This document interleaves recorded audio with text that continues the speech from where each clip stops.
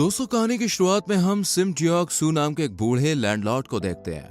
डियोक सू बहुत ही अकड़ू किस्म का मकान मालिक होता है। इसके पैसों का जरिया रेंट ही था, लेकिन बहुत से ऐसे टेनेंट थे जो टाइम से पैसे नहीं देते थे और इनमें मिस्टर चोई भी शामिल थे। इसलिए डियोक सू चोई को धमकाते हुए रेंट के लिए कहता है। दरअसल चोई काफी टाइम से बीमार होने के कारण काम पर नहीं किया, इसलिए वो किराया नहीं दे पाता। लेकिन डियोक सू बीमारी का सुनने के बाद भी उसे अमेरिका वाले बेटे से पैसे मांगने के लिए कहता है। डियोक सू को सिर्फ अपने पैसों से मतलब था। यहाँ चैरिटी वर्कर भी बैठे होते हैं जो कि चोई पर प्रेशर डालने से मना करते हैं। इस पर डियोक सू उनसे ही रेंट देने के लिए कहता है। इधर रास्ते में हमें एक डेड बॉडी दिखाई जाती है। इसे देखकर डियोक सू कहता है कि इन लोगों के बाहर मरने की वजह से प्रॉपर्टी के रेट खराब होते हैं। इतने में ही डियोक सू को सू नाम की एक लड़की दिखती है। दरअसल सू भी डियोक सू के फ्लैट में किराए पर रहती थी, लेकिन काफी टाइम से सू ने किराया नहीं दिया था, इसलिए डियोक सू से यही किराया मांगने लगता है। डियोक सू को सू का नाम नहीं पता था, इसलिए वो हमेशा अपार्टमेंट 205 कहकर ही बुलाता था। सिम डियोक सू से कहती है कि वो जल्द ही किराया दे देगी और ये कहकर यहाँ से चली जाती है। सू एक फैक्ट्री में काम करती थी और दिल की काफी अच्छी थी। इधर डियोक सू मिन की शॉप पर आता है। वैसे तो डियोक सू सभी टेनेंट से काफी रूड बिहेव करता था, लेकिन मिन के साथ काफी पोलाइटली पेश आता था क्योंकि डियोक सू मिन को पसंद करता था। मिन डियोक सू को सैंडविच ऑफर करती है और लव के बारे में समझाते हुए उसे एक ओल्ड कपल को दिखाती है। डॉक्टर ना की बीवी काफी टाइम से पैरालाइज्ड की शिकार थी, लेकिन डॉक्टर ना अपनी बीवी का काफी ध्यान रखता था। इस पर डियोक सू कहता है कि डॉक्टर ना की जिंदगी बेकार है। अपनी पैरालाइज्ड बीवी की वजह से बेचारा कहीं जा भी नहीं सकता। वहीं टाउन के दूसरे हिस्से में एक बूढ़े शख्स की डेड बॉडी दिखाई जाती है जिसके शरीर में कीड़े पड़ चुके थे। पुलिस ऑफिसर डियोक सू से फ्लैट की चाबी मांगता है ताकि डेड बॉडी बाहर लाई जा सके। ऑफिसर ली को बताता है कि शख्स काफी दिनों से मरा पड़ा था। अगर इसका कोई अपना इसके पास आता जाता तो आज इसकी यह हालत नहीं होती। इस पर डियोक सू कहता है कि अच्छा है, धरती का बोझ कम हुआ। ऑफिसर ली की बात सोचकर डियोक सू को लगता है कि कहीं उस शख्स की तरह अकेला रहने की वजह से मिस्टर चोई भी बिना किराया दिए ही ना मर जाए। इसलिए डियोक सू चोई का हालचाल पूछने जाता है, लेकिन जैसे ही दरवाजा खोलता है तो देखता है कि लॉक टूटा हुआ है और अंदर जाकर डियोक सू को महंगा खाना रखा दिखता है। ये देखकर डियोक सू गुस्सा होकर कहता है कि इतना महंगा खाना खा सकते हो, लेकिन मेरा किराया नहीं दे सकते। इस पर चोई बताता है कि ये उसके आने वाले कोवर्कर के लिए है। बातों ही बातों में डियोक सू को पता चलता है कि चोई एक पुलिस ऑफिसर था जिसने अपनी लाइफ एक सीरियल किलर को ढूंढने में गंवा दी।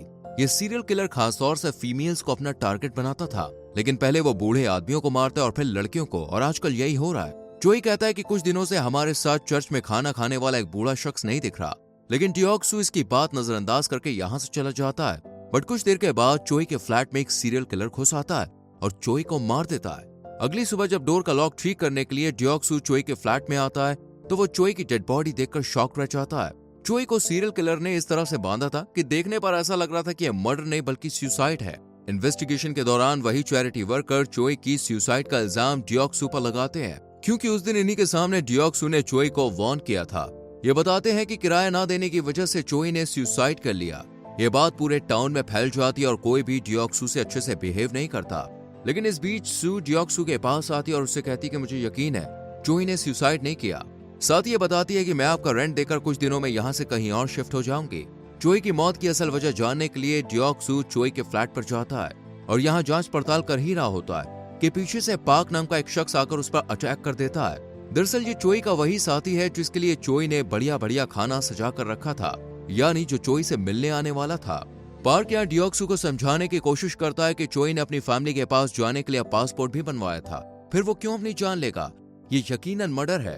लेकिन डियोक सू पार्क की बातों को इग्नोर करके चला जाता है। रात को सू के कमरे में सीरियल किलर घुस आता है और सू की रूममेट को मार देता है। अपनी रूममेट की यह हालत देखकर सू डर जाती है, लेकिन इससे पहले वो कुछ कर पाती वो सीरियल किलर सू को भी अपने साथ ले जाता है। डियोक सू को सू के कमरे में हो रही हलचल से कुछ अजीब तो लगता है, लेकिन वो ज्यादा ध्यान नहीं देता और सो जाता है। अगली सुबह पार्क डियोक सू को इंसिस्ट करता है कि वो सीरियल किलर का पता लगाने में उसकी मदद करे, लेकिन डियोक सू इसमें बिल्कुल भी इंटरेस्टेड नहीं था।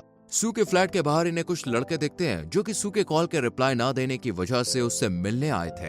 ये देखकर डियोक सू और पार्क दोनों सू के फ्लैट में जाते हैं और इन्हें फ्रिज में सू की रूममेट का कटा हुआ सर मिलता है। ये देखकर डियोक सू तुरंत ही पुलिस को फोन करने ही वाला होता है कि पार्क उसे रोक लेता है और कहता है कि सीरियल किलर ने सू को नहीं मारा क्योंकि उसकी बॉडी यहाँ नहीं है, लेकिन अगर हमने पुलिस को इस केस में शामिल किया तो वो उसे मार सकता है। पार्क की बात डियोक सू को समझ में आ जाती है और वो पुलिस को इन्वॉल्व करने के बजाय खुद पार्क का साथ देने का फैसला करता है। पार्क बताता है कि 30 साल पहले भी इस तरह के मर्डर हुए थे और मिन जिसे डियोक्सू पसंद करता था वो भी उस सीरियल किलर के विक्टिम रही है। लेकिन उस हादसे के बाद मिन सारी पुरानी बातें भूल चुकी है, इसलिए पार्क उसे दोबारा वही सब याद दिलाने का फैसला करता है ताकि उन्हें सीरियल किलर से जुड़ा कोई क्लू मिल सके। लेकिन डियोक्सू ऐसा करने से मना करता है क्योंकि वो नहीं चाहता था कि जिससे वो प्यार करता है उसे कोई तकलीफ हो। इसके बाद कहानी पार्क के पास में घूमती है जहाँ पार्क की आंखों के सामने उस सीरियल किलर ने उसके दोस्त को मार दिया था, लेकिन पार्क डर की वजह से अपने दोस्त को बचा नहीं सका। लेकिन आज भी पार्क को सीरियल किलर की आंखें याद है। पार्क जब डॉक्टर ना को उसकी वाइफ के साथ देखता है तो कहता है कि यही सीरियल किलर है, लेकिन डियोक्सू उसकी बातों पर यकीन नहीं करता। इस पर पार्क कहता है कि सीरियल किलर ऐसे ही मासूम बनकर अपने बीवी बच्चों को ढाल बनाकर रहते हैं, लेकिन पीठ पीछे क्राइम को अंजाम देते हैं।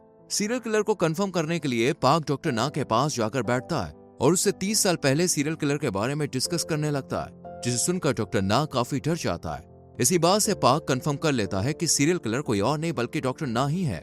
अभी इन दोनों की बात चल ही रही होती कि तभी डॉक्टर ना की वाइफ की कंडीशन खराब होने लगती है, इसलिए डॉक्टर ना जल्दी से वाइफ को लेकर यहाँ से चला जाता है। इसके बाद हम सू को देखते हैं जिसकी बॉडी में सीरियल किलर एक दवाई इंजेक्ट करता है, और फिर हम ऑफिसर ली को देखते हैं जिसे लगता है कि डियोक्सू ही सीरियल किलर है क्योंकि वही डोर और लॉक का काम करता है और चाबी बनाकर चुपचाप से किसी के भी कमरे में घुसकर उसे मार सकता है। वैसे भी डियोक्सू का आए दिन किसी न किसी के साथ लड़ाई झगड़ा होता रहता था। अभी डियोक्सू ने चोई को भी धमकी दी थी, इसलिए ऑफिसर ली का शक डियोक्सू पर ही जाता है। इधर डियोक्सू सीक्रेटली डॉक्टर ना के घर में घुस आता है और यहाँ इसे एक खुफिया दरवाजा नजर आता है। डियोक्सू इसे खोलने ही वाला होता है कि डॉक्टर ना आकर उसे रोक लेता है और कहता है कि तुम यहाँ से चले जाओ, मैं पुलिस में तुम्हारी शिकायत नहीं करूंगा। ये सुनकर डियोक्सू सोचता है कि भला चोर को ऐसे कौन भगाता है। इतने में ही पार्क यहाँ पे आ जाता है और डॉक्टर ना को गन पॉइंट पर ले लेता है। मौका मिलते ही डियोक्सू सीक्रेट दरवाजे को खोलकर अंदर चला जाता है। अंदर का नजारा देखकर पार्क और डियोक्सू दोनों ही हैरान रह जाते हैं क्योंकि अंदर डॉक्टर ना ने अफीम की खेती कर रखी थी।